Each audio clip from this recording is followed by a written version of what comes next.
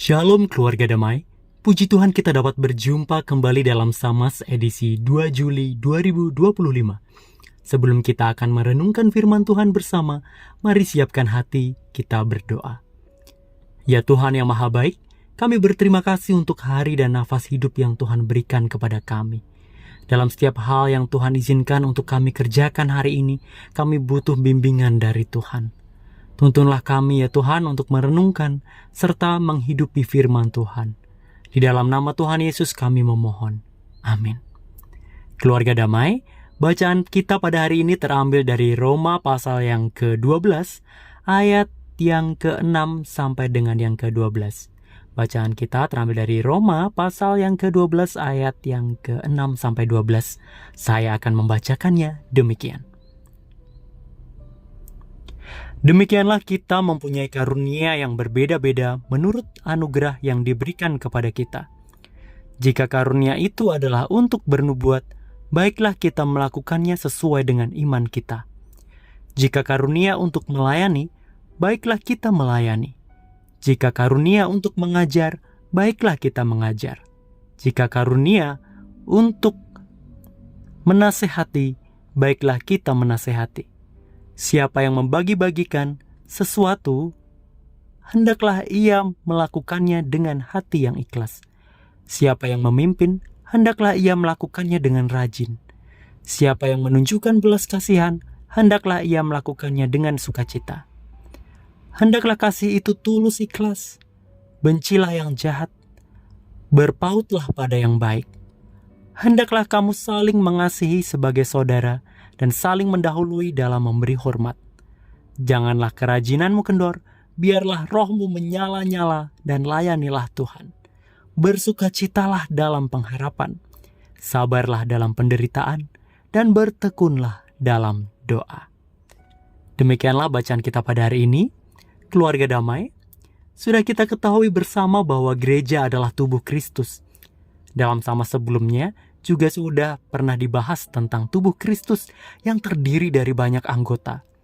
Tapi tubuh ini bukan sembarang tubuh, karena masing-masing di dalamnya bisa punya peran dan karunia yang berbeda, serta di dalamnya ada banyak sekali talenta. Dan sudah menjadi panggilan gereja sebagai sebuah persekutuan untuk menjadi wadah bagi setiap anggotanya yang penuh dengan talenta itu agar bisa melayani Tuhan, baik di dalam persekutuan peribadatan atau koinonia, dalam kesaksian atau kemarturia, maupun dalam pelayanan terhadap sesama atau diakonia. Nah, sebagai anggota tubuh Kristus, sejatinya kita semua dipanggil untuk bisa bergerak terlibat di dalam pelayanan ini, dalam berbagai bidang yang ada di dalamnya. Kalau anggota-anggota tubuh ini sebagian besar maunya hanya diam saja, mungkin kalau kita bayangkan, ini akan jadi seperti sebuah tubuh yang hanya bisa rebahan saja. Tiduran aja gitu ya, nggak bisa gerak, tidak aktif. Nah kalau misalnya kepala mau ajak untuk tubuh ini bangun, tapi tangan masih malas bergerak, kakinya juga masih lemas, ya buru-buru mau bangun. Memiringkan badan saja mungkin sulit sekali.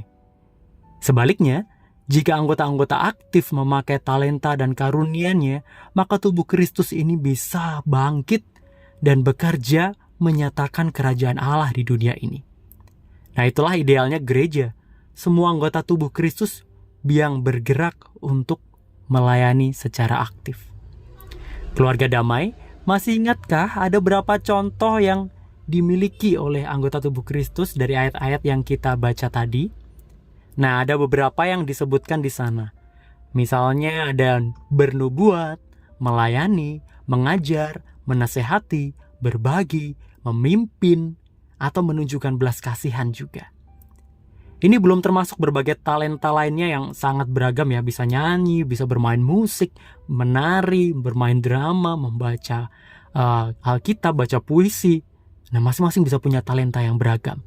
Bagaimana kalau misalnya ada orang yang berkata, ini dengan karunia-Nya gitu ya. Nah, saya melihat bahwa nanti gereja kita akan menjadi gereja yang besar dan luar biasa. Nah ini kemudian pikirannya gereja yang mau dibangun menjadi mega church, gereja yang sangat besar dengan jemaat yang banyak. Lalu ia menjadi sibuk untuk mencari cara mengundang jemaat baru, mencari jemaat baru, dan fokusnya berubah pada uang dan persembahan untuk pembangunan dan sebagainya. Lalu barangkali ada orang yang suka menasehati. Jadi banyak sekali yang dikomentari. Ini harusnya begini, ini harusnya begitu. Selalu saja ada yang kurang. Barangkali ada yang sukanya memimpin, tetapi semua orang harus nurut dan mengikuti keinginan dia. Sulit untuk menerima perbedaan pendapat. Atau barangkali ada orang yang penuh dengan belas kasih. Jadi terlalu mudah untuk memaklumi dan serba, ya gak apa-apa kok. Tetapi akhirnya jadi lupa juga untuk mendorong anggota tubuh Kristus lainnya untuk bisa jadi lebih baik. Jadi datang sebagai anggota tubuh Kristus dengan karunia dan talenta itu rasanya tidak cukup. Nah, karena itulah tubuh Kristus tidak hanya perlu berbagai karunia dan talenta di dalam pelayanan. Ada hal lain yang harus dilakukan oleh setiap pelayan Tuhan. Dan inilah yang disampaikan oleh Rasul Paulus dan bisa kita temukan dalam ayat yang ke-8 sampai dengan yang ke-12.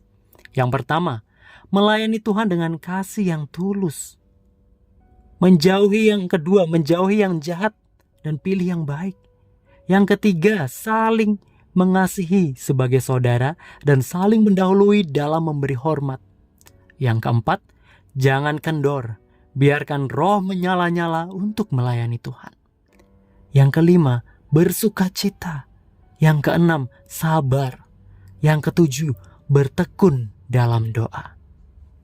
Keluarga damai, ketika kita memutuskan untuk melayani Tuhan, itu berarti tidak sekedar kita memberikan kemampuan kita, tapi juga bagaimana kita bisa menunjukkan kasih kepada Tuhan dan juga kasih kepada yang kelihatan, yaitu kepada sesama anggota tubuh Kristus.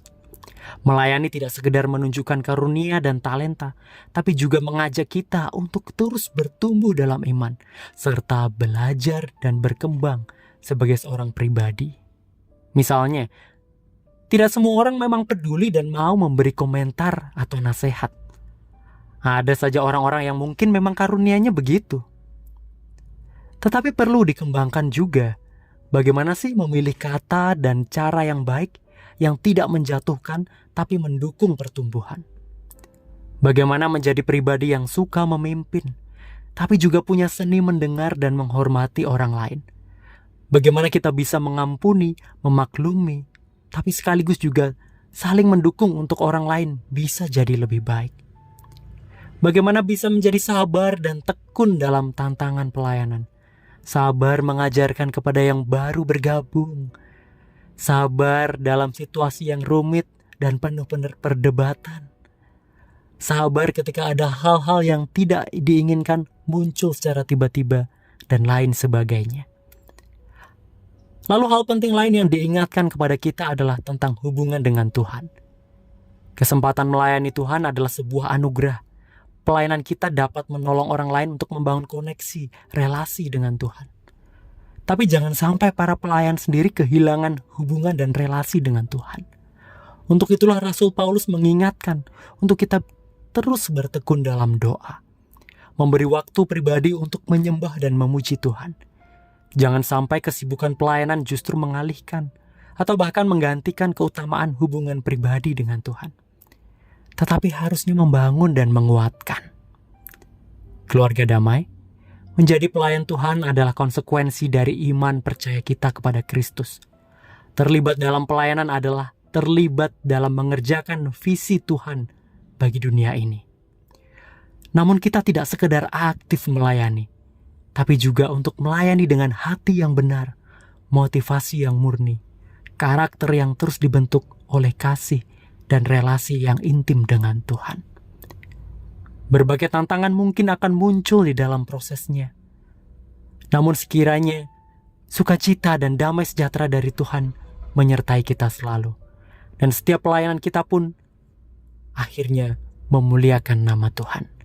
Amin. Mari kita berdoa. Tuhan, kami bersyukur untuk kesempatan melayani sebagai anggota tubuh Kristus. Tuhan, tolong mampukan kami untuk terus bertumbuh dan makin dekat dengan Tuhan melalui pelayanan ini. Jauhkanlah segala kuasa jahat yang mungkin mencoba memecah belah kami dan membuat kami jadi mementingkan diri sendiri. Biarlah kuasa Tuhan menyatukan kami untuk bergerak sebagai tubuh Kristus, untuk memuliakan nama Tuhan. Di dalam nama Kristus Yesus kami berdoa. Amin. Keluarga damai, demikianlah Samas kita pada hari ini. Selamat melayani dan bertumbuh dalam Tuhan. Tuhan memberkati. Amin.